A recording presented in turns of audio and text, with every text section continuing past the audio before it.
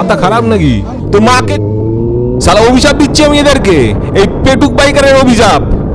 Shit shit shit, এই পশ্চিমবঙ্গটা এখন পুরো দুর্নীতির রাজ্য হয়ে দাঁড়িয়েছে। তো আমরা কি সবসময় ভয় নিয়ে রাইড করবো?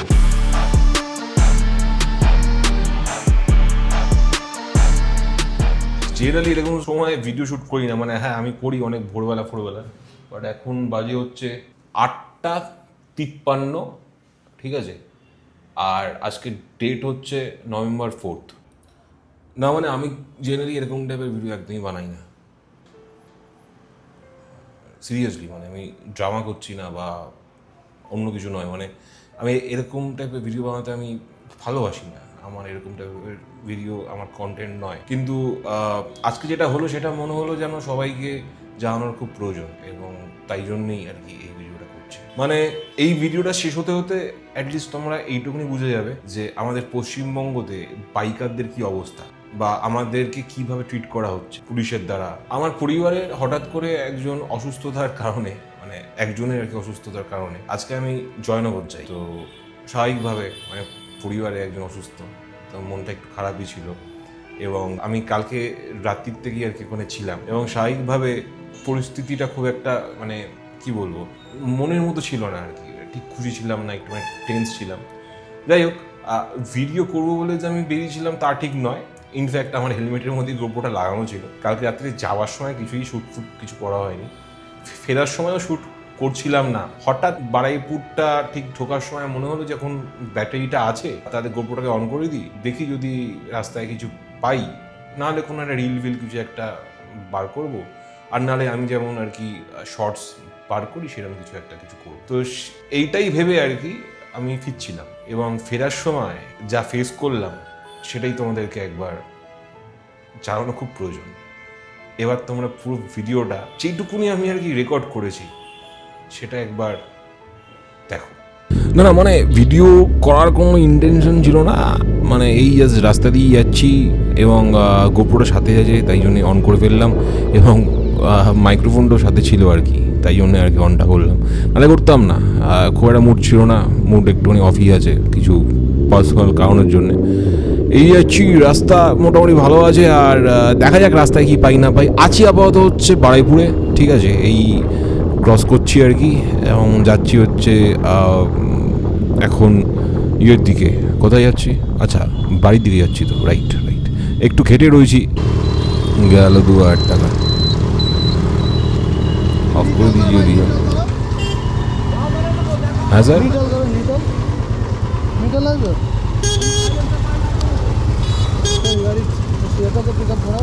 হ্যাঁ করছি। ওই আরে কি করছেন এটা? আরে মাথা খারাপ নাকি? আপনার কি মাথা খারাপ? শালা শুয়োরের বাচ্চা। আরে সব ঠিক আছে, উনি লাঠিটা মারলো কেন? আরে লাঠিটা মারলো কেন?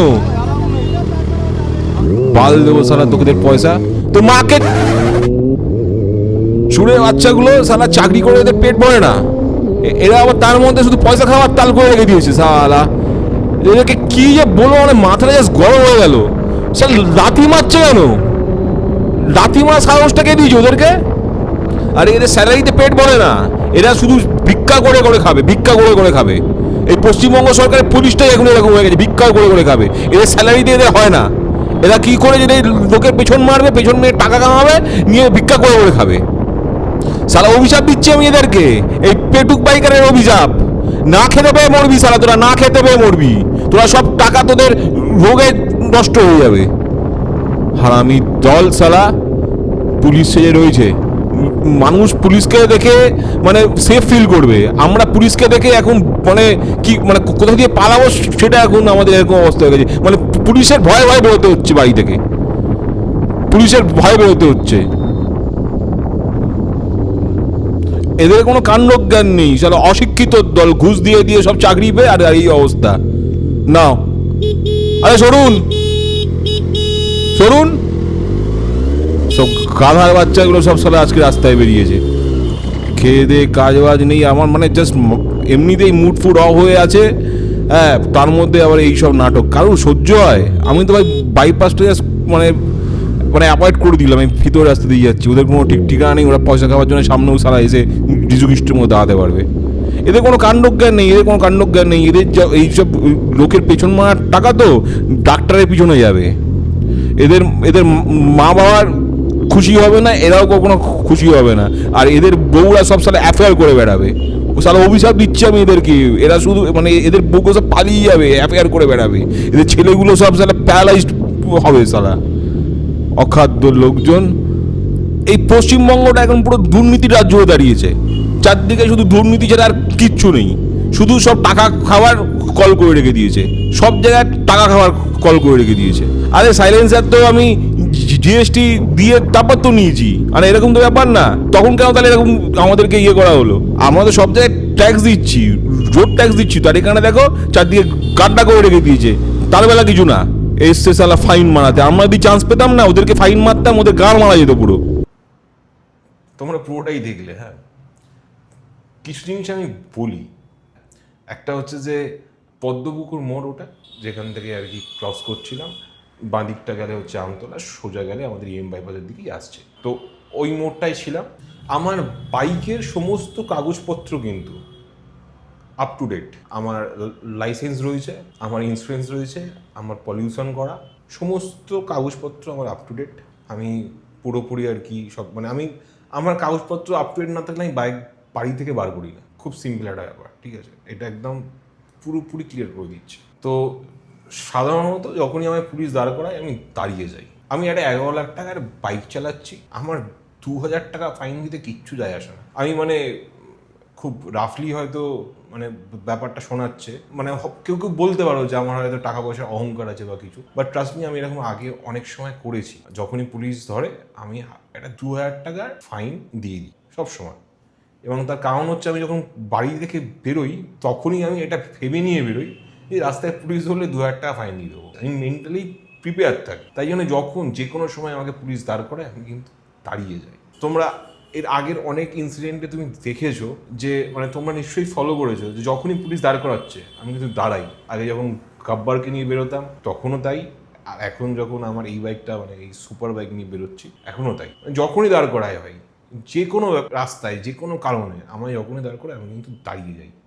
আর মেন্টালি প্রিপেয়ার থাকি যে 2000 টাকা দিয়ে আসবে, আমার ফাইন দিতে কোনো সমস্যা নেই। তো এই ক্ষেত্রেও আমাকে পুলিশ যখন দাঁড় করালো আমি দাঁড়ালাম, আমার কোনো প্রবলেম হয়নি। উনি আসলেন, আমার এক্সেলারটাকে জোর করে অত জোরে জোরে ঘোরালেন, খুব জোরে একটা আওয়াজ করলেন, যেটা কিন্তু আমি বাইক চালানোর সময় কখনো করি না, কিন্তু উনি করলেন। আমার ইঞ্জিনে প্রেশার পড়লো, তাতে আমার তো ভেতরে তো লাগলো। কিন্তু যেটা মানতে পারিনি সেটা হচ্ছে হঠাৎ করে আমার এক্সস্টে ওরকমভাবে লাথি মারলো। মানে এইটার অধিকার ওনাকে কে দিয়েছে? আবার বলবো যে আমার টাকা পয়সার খুব একটা বেশি অহংকার কিন্তু নেই, কিন্তু ওনার 6 মাসের স্যালারির থেকে বেশি কিন্তু আমার ওই এক্সস্টের দাম। টাকা পয়সা সবাই কামায়, উনি হয়তো মানে ঘুষ দিয়ে হয়তো 1 মাসে হয়তো ওই পরিমাণ টাকা কামিয়ে নেন, কিন্তু তার কোনো অধিকার নেই আমার ওই এক্সস্টে ওরকমভাবে লাথি মারার। আমি একটা মিডিল ক্লাস ছেলে, খুব কষ্ট করে চাকরি বাকরি করে over the period of time 3-4 বছর ধরে টাকা পয়সা জমিয়ে তারপরে এই বাইকটা কিনেছি। এবার খুব পছন্দের যখন কোনো জিনিস থাকে না, সেটা যত দামেই হোক না কেন, আমার কাছে হয়তো এই বাইকটা, কারো কাছে সেটা একটা স্প্লেন্ডারও হতে পারে, খুব কাছের যখন কোনো কিছু থাকে আর সেটাকে যখন কেউ এরকমভাবে ম্যান হ্যান্ডলিং করে উইথাউট এনি রিজন, তখন কিন্তু কষ্টটা হয়। আমি আজকে যেটা করেছি সেটা হয়তো আমার করা উচিত ছিল না, কিন্তু ওই পয়েন্ট অফ টাইমে আমি অ্যাকচুয়ালি ব্যাপারটা সহ্য করতে পারি। মানে আমার মনে হচ্ছিল এটা কেন মানে কে অধিকার দিয়েছে? আমি তো ট্যাক্স পে করি, I am a tax paying citizen of India, আমার সব কাগজপত্র ঠিক রয়েছে। আমার ভিডিও যারা দেখেন তারা সবাই জানেন আমি র্যাশ ড্রাইভিং করি না, আমি কোনো স্টান্ট করি না, আমি সামনের চাকা তুলে পিছনের চাকা তুলে চালাই না, আমি আমার বাইকের উপর দাঁড়িয়ে খেতদারি মারি না। তাহলে আমি কেন? আমার সাথে এরকম ব্যবহার হলো কেন? আর এরকম অনেক লোকেদের সাথেই হয়, এটা কেন হবে? কারণটা কি? আমি এখানে হিরো সাজার চেষ্টা করছি না, কিন্তু না, একদমই না। আমি ওখানে যেটা করেছি সেটা হয়তো আমার করা উচিত ছিল না, এবং সেটা আমি মানছি। আমি হয়তো ব্যাপারটা অনেক কামলি হ্যান্ডেল করতে পারতাম, কিন্তু হয়তো আমি ওটা যদি কামলি হ্যান্ডেল করতে যেতাম তাহলে কিন্তু আমার সাইলেন্সারটা ওখানে মানে ভেঙে দেওয়া হতো। আমার বাইকটা হয়তো ওরা জোর করে তুলে নিয়ে যেত, যেটা কোনো রাইট বা কোনো অধিকার কিন্তু তাদের ছিল না। আর আমি এখানে আবার বলছি, আমি কিন্তু হিরো সাজার চেষ্টা একদমই করছি না। আমি একটা নর্মাল মোটরসাইকেল রাইডার যে আমার বাইকটাকে চালাতে ভালোবাসি। কিছু কিছু মানুষ আছে যারা অনেক লং ড্রাইভ করতে ভালোবাসে এবং তার শুধু লং ড্রাইভটাই এনজয় করে। আমার ক্ষেত্রে সেরকম না। আমি যখন বাইক নিয়ে এখান থেকে 5 মিনিটের জন্য 5 মিনিটের দূরত্বে যখন ধরুন কোনো কিছু আনতে যাচ্ছি, হয়তো আমি বাড়ি থেকে বাইক নিয়ে বেরিয়ে 1 কিলোমিটার দূর বাড়ির জন্য জিনিস আনতে যাচ্ছি, ওই 1 কিলোমিটারটাও কিন্তু আমি এনজয় করি। আমার ওখানে ওই বাইক চালানোর ফ্রিডমটা ভালো লাগে, আমি ওই ইমোশনটাকে ফিল করি। আর এই ইমোশনটা ফিল করি বলেই হয়তো মানে এটা যেমন আমার স্ট্রং পয়েন্ট, এটা আমার উইক পয়েন্ট। মানে ওই ইমোশনটা ফিল করি বলেই হয়তো আমি এরকম রিয়্যাক্ট করলাম, কিন্তু সত্যি বলতে আমার ওখানে কিছু করার ছিল না। এই ঘটনাটার পর আমার মাথায় একটা প্রশ্ন ঘুরছিল যে আর উই রাইডার্স বা বাইকার্স সেভ ইন কলকাতা বা in West Bengal, are we safe? Because মানে আমার যতদূর মনে হয় যে মেজরিটি অফ দ্য রাইডার্স তারা কিন্তু law following citizens of this country. Speed বাড়লে বাইকারের দোষ, আওয়াজ হলে বাইকারের দোষ, কোনো কিছু হলে বাইকারের দোষ, সব কিছুতে কিন্তু বাইকাররাই ফাঁসে। বাইক চালাতে চালাতে সামনে যদি কখনো মুরগি চলে আসে, বাইকারের দোষ। কী হচ্ছে না হচ্ছে সেটা কেউ দেখবেই না। আর যদি স্পোর্টস বাইক থাকে তাহলে তো তারই দোষ ভাই। ঠিক আছে, তুমি হয়তো দাঁড়িয়ে আছো, পিছন দিয়ে কেউ এসে তোমাকে মারলো, দোষ তোমার। আমার সাথে এরকম হয়েছে আগে, কি বিশ্বাস হচ্ছে না? শিট কোন পাগলা চালা।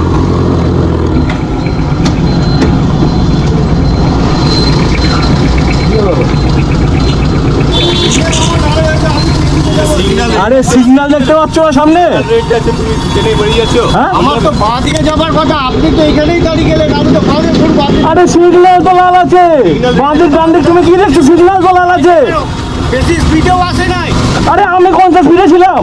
ও তো দাঁড়িয়ে গেছিল, ব্রেক মেরে দাঁড়াবে না? আরে দাদা, এখানে বাঁ দিকে মুভমেন্ট আছে তো, বাঁ দিকে মুভমেন্ট আছে, স্লো ভালো স্পিডে ছিল, নালে এত জোর। হ্যাঁ আরে ভালো স্পিড, আরে আমি হাত দেখেছি ভাই।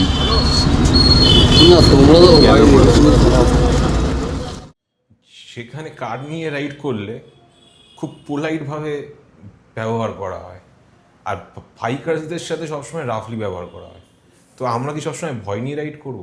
মানে আমরা এইসব নিয়ম টিয়ম যে পালন করে ঘুরে বেড়াই, সেটা কি এই ভয় নিয়ে রাইড করার জন্য?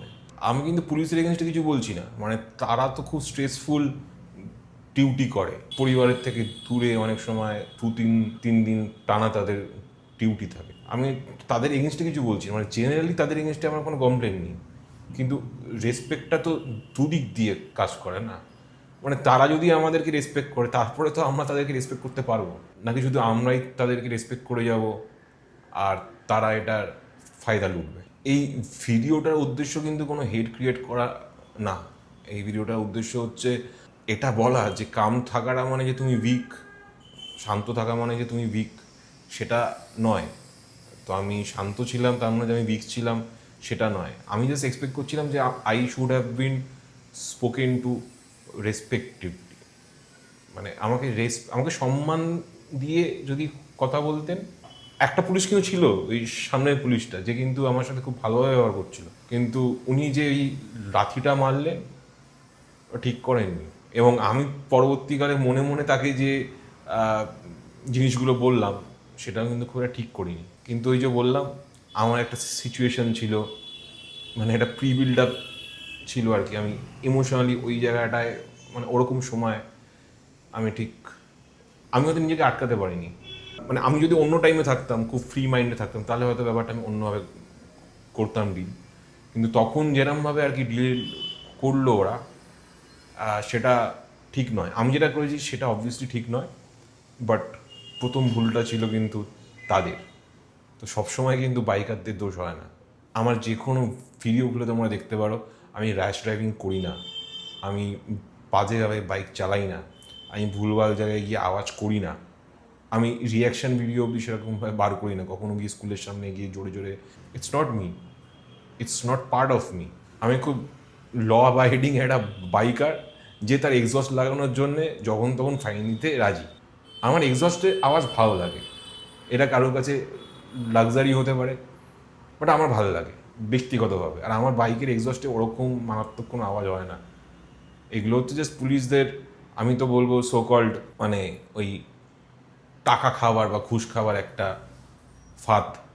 বিকজ অর্ধেক পুলিশ জানেই না যে একটা এক্সস্টের জন্য কেস দেওয়ার জন্যে মানে এক্সস্টের ডেসিবেল কত হওয়া উচিত। যাই হোক, আমি আমার এই এক্সপিরিয়েন্সটা তোমাদের সাথে শেয়ার না করে ঠিক থাকতে পারছিলাম না, আমার ক্যামেরাটা বেশ হচ্ছিল, তাই জন্য শেয়ার করলাম। এবং মানে একটা জিনিস বুঝলাম আর কি আজকের এক্সপিরিয়েন্স থেকে, যে বাইককে ভালোবাসলে হয়তো নিজেকে শান্ত রাখতে হবে, অ্যাটলিস্ট পশ্চিমবঙ্গের বুকে। বিকজ কখন কে কী কী করবে তার কোনো ঠিক নেই। বাট আমি বলছি সবাইকে আর কি, যারা যারা এখানে ঘুরে বেড়াচ্ছ এখন, তারা কিন্তু মোটামুটি হেলমেট পরে বাইক চালাও, আর নিজের বাইকের ডকুমেন্টস ঠিকঠাক রাখো এবং সেইভাবেই রাইডটা করো। একটা প্রকৃত বাইকারদের পরিচয়তে তোমরা এটা দেখতে পাবে যে তারা কিন্তু শান্তি চায় এবং তারা শান্তিভাবে রাইড করতে চায়। তারা কিন্তু ঝামেলা হুজ্জুতি এগুলো অ্যাভয়েড করে যায়। আমিও সেটাই করে এসেছি এতদিন। আজকের জিনিসটা জাস্ট না শেয়ার করে থাকতে পারলাম না, তাই শেয়ার করলাম।